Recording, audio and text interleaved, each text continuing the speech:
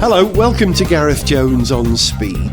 The chances are that most of you listening to the show will have seen the movie Senna. And I'm pretty sure that if you've not seen it yet, then I won't be spoiling it too much if I tell you that there's a moment in the film where Ayrton is asked who he considers to be his greatest racing rival. Many of us were expecting him to say Mansell or Patrese or, of course, Alain Prost. But he doesn't give that credit to them, and instead says that the person who he enjoyed racing against most and was the toughest to beat was someone he shared a track with in his early karting days in Britain. His name?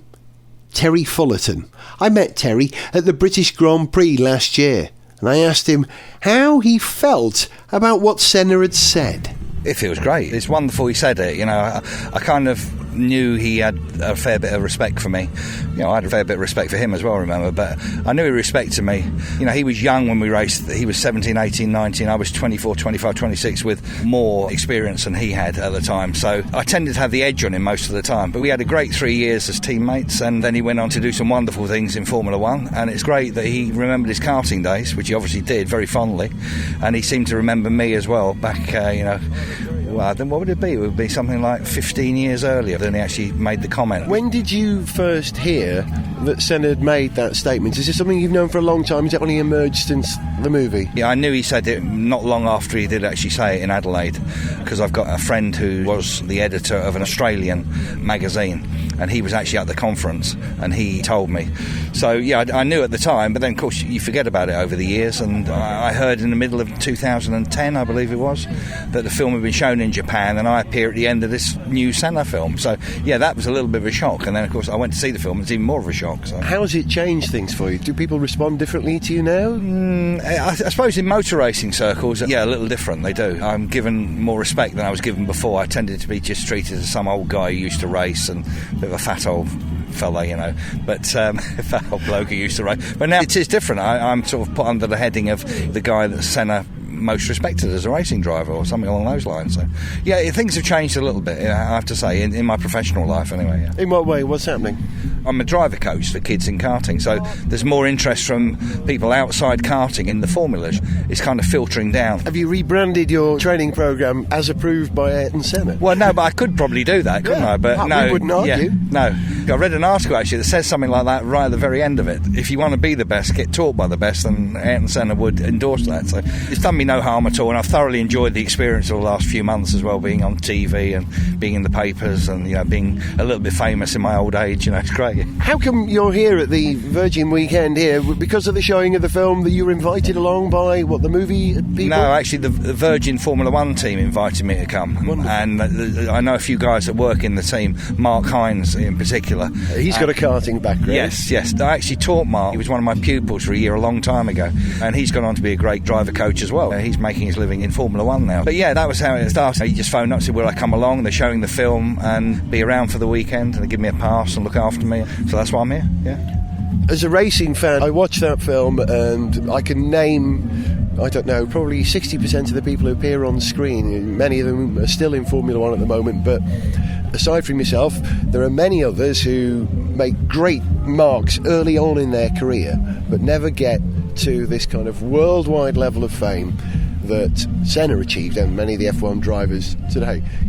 Some of that now is rubbing off on you because of the power of the film, because of the power of the legend of Senna, and because of the influence you clearly had on Senna. Is that a responsibility you now have? Has that changed how you feel about your position in motor racing? Because it's like getting an MBE when you're 90. Do you know what I mean? I'm not quite 90 yet. No, I mean, it's looming on the horizon. No, really. What age are you now? I'm 58. Ah! I think Ayrton would be 51 or 52 if he was alive. I think he's a year older than me. It's a pity he's not standing here with us now, isn't it? Actually, having a chat. Yeah. But anyway, I suppose I don't really feel a responsibility, although maybe I do. I'm not really sure, to be quite honest. I mean, yeah, things have changed a little bit in my professional life. There's no doubt about that, but only in a good way, not in a bad way. So, in terms of recognition, that's the other thing. As a racing driver, you're striving for recognition to be on that top podium. That's true. And is this the recognition you always wanted, or would you rather have been a world champion 1,000 times? I don't know, really. I mean, it's hard to quantify any of that stuff. I'm very glad he said it. I'm very glad I'm getting the associated acclaim with it. without flexing my ego too much, I'd like to think I deserve it, and I'm very glad he said it. Who else would you want to endorse your driving credentials, you know? High praise. So, indeed. you know, from Ayrton Senna. So it's fantastic that he said it. I'm very glad he said it. I've got very good memories of our time together. I've got massive respect for him as a driver and as a person, and everything he did in Formula One. You know, he was a true racing driver and deserved all the acclaim he's got, and deserves to be held in very high esteem from all the motor racing fraternity. And you beat him how many times? I'm not sure, I never really counted, actually. We were teammates, and generally I had the edge on him. That was the way it panned out, really. So I would have out-qualified him. We probably raced each other maybe 12 or 14 times. If that was the case, which I'm not exactly sure, but if it was, I'd have probably out-qualified him 8 or 9 or 10 times. Definitely a big advantage on the out-qualifying. I probably beat him 6, 7 times. He may have beat me 2 or 3 times, but then I always seem to break engines and things like that, so he beat me a few times when I broke engines, but he beat me a couple of times where I didn't break engines as well. But generally I did have the edge on him, but I had 7 or 8 years more experience than him. If I was going to endorse anybody in the world as a driver, then it would have been him. Now it would be him. The people he was racing in Formula One, if you ask me what I thought about those people, I wouldn't be saying the same things as I would about Ayrton. You know, he was special. I'm sure you get asked the same question over and over again now since the release of the movie. What's the one question about your relationship with Senna, or what this movie has done for your life, that you wish people asked? They don't. There's nothing really I wish people would ask me. All I could say is that if someone had asked me before any of this cropped up, who did I think was the best driver I ever drove against, I would have said Ayrton Senna.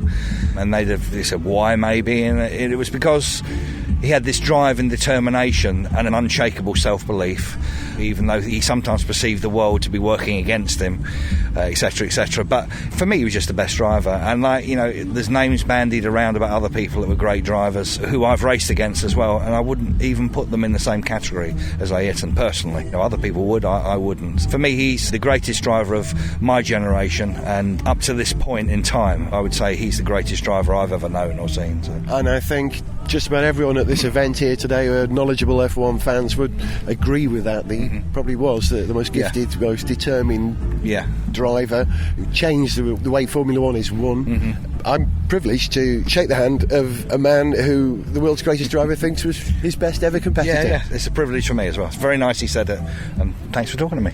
Terry, thank you very much indeed. Appreciate that. Gareth Jones on Speed, interviews.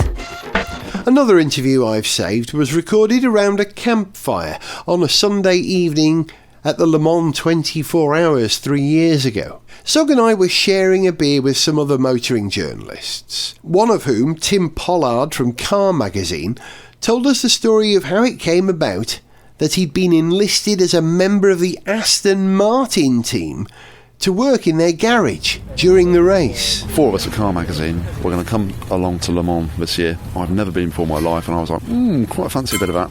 And so books it in early, because I've got 2 young children. These things need planning in advance. Yes. And I mentioned this to somebody at Aston Martin. So you deal with Aston Martin through your relationship with Car Magazine. Yes. You know, you do business, you get their PR. News and all that sort of thing. And they said to me, well, you know, we're going to try something new this year and take a couple of people along. Would you like to be one of them? And I was like, yes. So I thought, why not? Why not go along? And totally new to me. But then I didn't quite realise what I was taking on. I actually ended up being embedded in their pit crew. I used the phrase on Twitter, like an embedded war correspondent. I got shot down for this. That's a bad pun. I didn't mean that. That was very good, though. It's not like fighting the war, but we were actually, you know, deep in there and working in the pit. Doing what exactly? I was pit change. People come along, car comes in, guns go up, wheels come off, fuel in, and that moment on, once the wheels were off the car, we were basically wheeling them out, taking them out the back. They were sort of being tested for pressure and temperature. They have another embedded person from Michelin is actually in the back of a pit garage, and he sticks the prod in there, tests for temperature, and it's all written on in chalk. We then wheel them out the back, clean them up.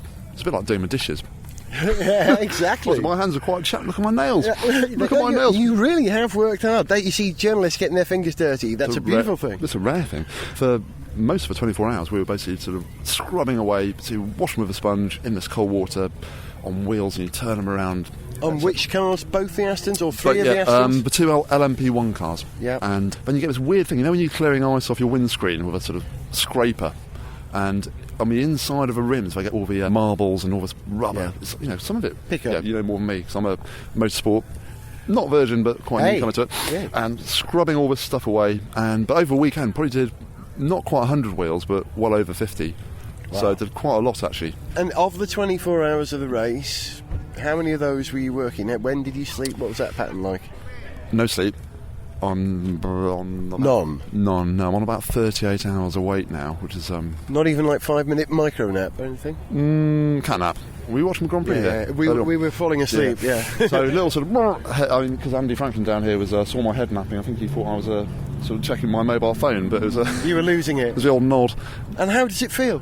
It's a real buzz, because I'm actually, on Car Magazine, I'm one of a few people who's not that into motorsport. In fact, of all people, everyone who's least into it. And That's funny. so it's quite weird. I had an outsider's perspective and really sort of changed my view. Would you do it again? I'd love to do what I've just done again. It'd be fantastic to do that. The whole Aston Martin had a real roller coaster of a ride as well. Before we're going to get both LMP1 cars to the finish, and then at the end, it was not to be. Yeah, so the emotions are pretty heartbreaking. Yeah. Well, for them that's a bit of a journalistic cliche, but I think you get lumps in your throat and you see stuff like that. They were emotional about it. They were really... Oh, you can sense it out there as well. There's none of that kind of rivalry getting Formula One where there's something unfortunate happens to your rival team, if you like, and everyone goes, ha! No one would dream of doing that. They've been doing it, for 23 hours and 10 minutes. They were sort of working hard, and they were going so close to it, and yet didn't quite do it. And the drivers were like gutted. And do you feel personally responsible then? Well, I think the way I cleaned the wheels was made all the difference, really. Well, of course not. But it was great to be part of it, and it really opened my eyes to Le Mans. What a first way to do it. Amazing. And Tim, a privilege and a pleasure to share a campfire with you. Can I say one last thing? Yeah. You guys helped me put my tent up on the first day when there's the world's biggest thunderstorm I've seen for a year. And you came to my rescue when it was 9:30, nearly dark. Couldn't get the tent up. Gareth Jones on speed, always ready to help. It's true, we are. It's an engineering thing. We've camped before, we're pretty hardcore these days, but Zog doesn't camp. No. He does Le Mans. Yeah, exactly. This is the only occasion when I'm prepared to sleep under canvas. It takes this to get me in a tent. I don't camp either. You don't camp either? But you Le Mans. But I do Le Mans. There it is. It is special, isn't it? It's a whole different thing. Okay, if it was a feature, it'd be called I Don't Camp, But I Do Le Mans. Thank you, guys. Gareth Jones on Speed interviews. Earlier this year, I went on a trip to the Netherlands to drive the new Toyota Yaris Hybrid, which incidentally I like very much indeed.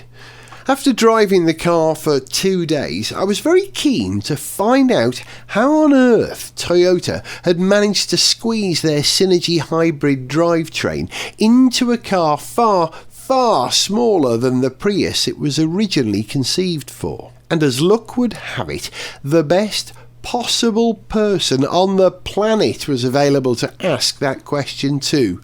None other than the man they call the father of the Prius, Toyota's Hirofumi Yamamoto. Yamamoto-san, you must be very proud of the Yaris Hybrid because there are a great number of challenges fitting the hybrid Synergy drive into such a small platform. Yeah. How have you achieved that? Well, basically, my first priority to keeping the cabin space and boot space. And then firstly, my idea where we put the battery. Battery is bigger. Considering the total capacity, firstly we might try to put the battery under the rear seat. And the first step is the location of the battery. And additionally, the engine compartment is limited compared to the Prius and ours. And then we are next step choosing the engine and transmission. Fortunately, vehicle weight is about 300 kilograms less than Prius, and we are possible to choose the more compact one. So is the hybrid Synergy drive in the Yaris a greater percentage of the car's overall weight than in the Prius? Maybe the percentage is the same, and the hybrid system is 42 kilograms less than Prius, and the total vehicle is 300 kilograms. And then, comparing 300 kilograms and 42 kilograms. We can do the calculation. I can't do it right now, but reducing the size of the components. Does that have an effect on how much more efficient the Synergy drive can be? You're working with smaller batteries or a smaller battery array, you're working with a smaller transaxle system. Does that mean that the car is not as efficient as you, as a designer or an engineer, would ultimately like it to be? Basically, no much for such a question, and we are using the same technology of the Prius. Considering compromising that we are not only the technology but of the cost. Total cost is very, very limited for the B segment. It's an economy car, isn't it? Yeah. So, given no limits on what you could charge for a B segment car, what would you put into the Yaris hybrid? Would it have supercapacitors? Would it have a different battery? Would it have more advanced magnets in the motor? Yeah. Of course, we want to use the lithium battery. Choose the lithium battery, more spacious and more.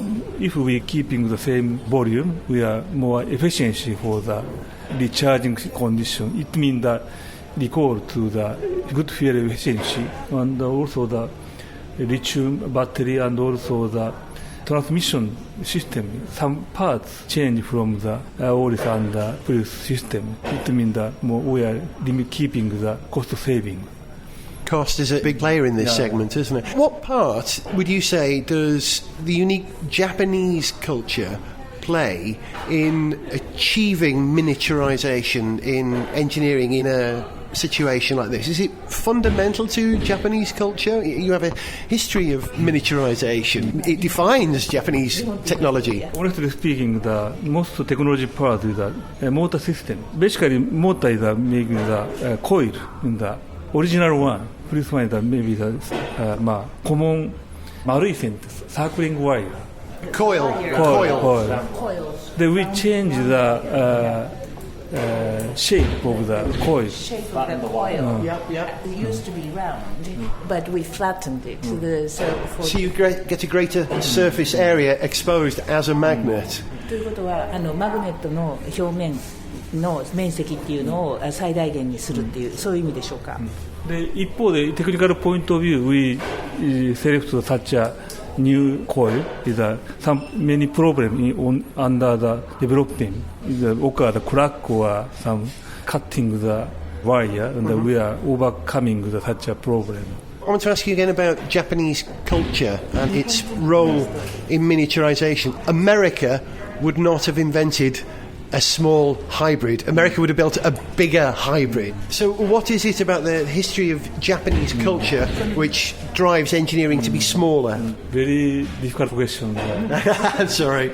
Is it the same culture that gave us the Walkman? Is it the same? Yeah, I think so. 最初に決められたその大きさがあって、そこの中にどうやって効率よくそのものを当てはめるかっていうところはウォークマンだとかああいうトランジスタラジオみたいなそういったその日本的な文化につながるんじゃないかと思います。So, if you think about what we had to achieve, was that the first, the total space is fixed.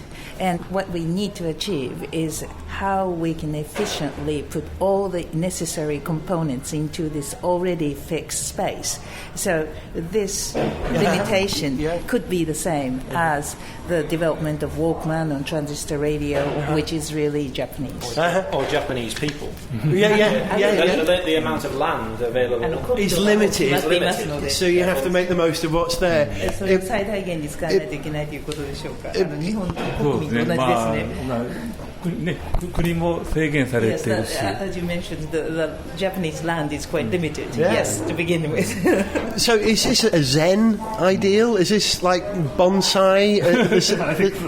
禅ですとかそれから盆栽こういうところに通じるものがあるんでしょうか。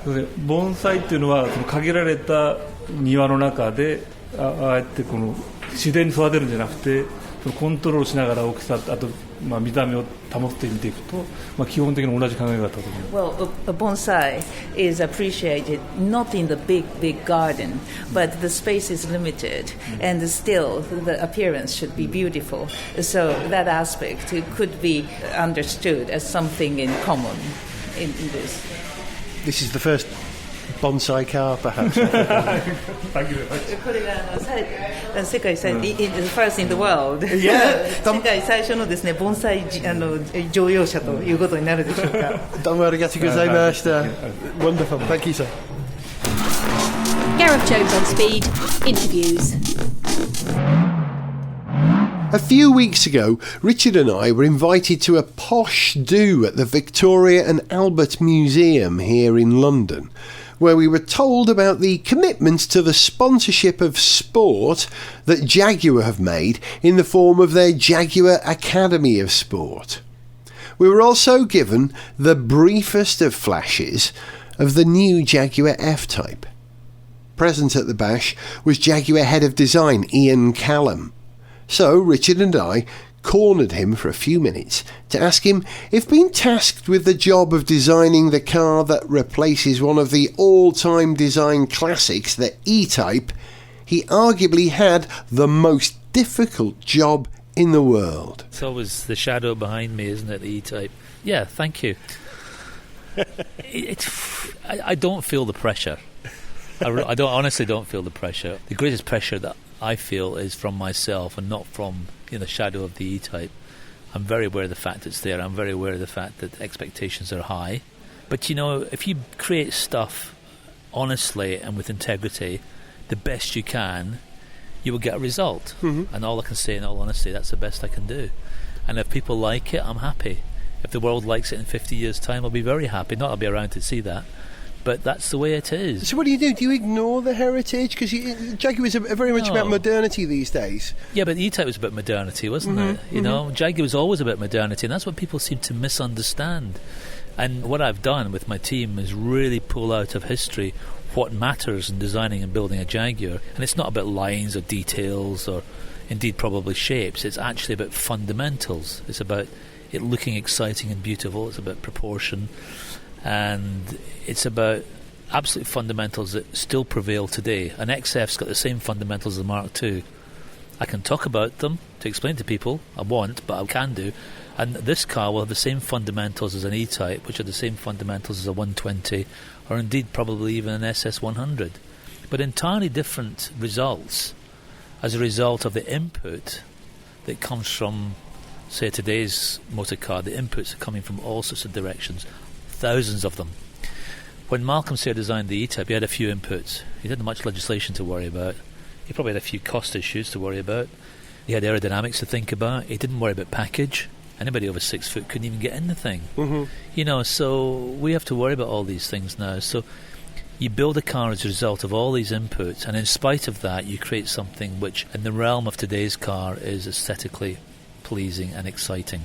Richard here has been advocating that Jaguar should build modern cars and dispense with walnut for as long as I've known him. Are you of the same Despite driving an XJR with a walnut dash, which I like enormously, but that's one thing. I live in a Victorian house, but if I was designing a new house, I wouldn't make it look like mine. That's the thing. It's about accepting something of its time, and then, isn't it? I mean, it's about accepting something of its time. I've just bought a Mark II Jaguar. First Jaguar I've ever owned, actually, funnily enough.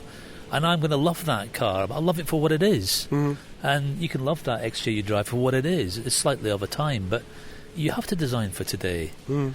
And I fell in love with the E-Type because it was so modern. At the age of, about 7 or 8 years old at the time. I loved it because it was modern. And I remember all the people walking around me, my father's friends who all drove Jags. Oh, that's not a Jaguar. And they said the same about the XJ when it came out in 68. Mm-hmm. Oh, that's not a Jaguar. Of course it's a Jaguar. But I saw that as a 14-year-old. I could see it as a Jaguar. And I think 14-year-olds will look at this car and just accept it's a Jaguar. They will never question whether it comes from an E-Type or whether the heritage comes from Jaguar. They will love it for what it is, and that's very important. In the speech that you gave a little earlier on, you bared your soul as a Bowie fan. Yeah. How does Bowie manifest himself in your design?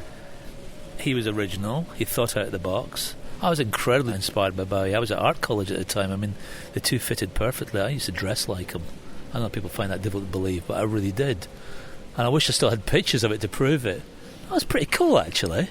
I used to even wear makeup sometimes, you know. And, I mean, okay, be at parties, I must admit. Bowie was just hugely creative, but the thing that Bowie did, this is what struck me about Bowie, he was creative in a way that people could get and like. His appeal was instant.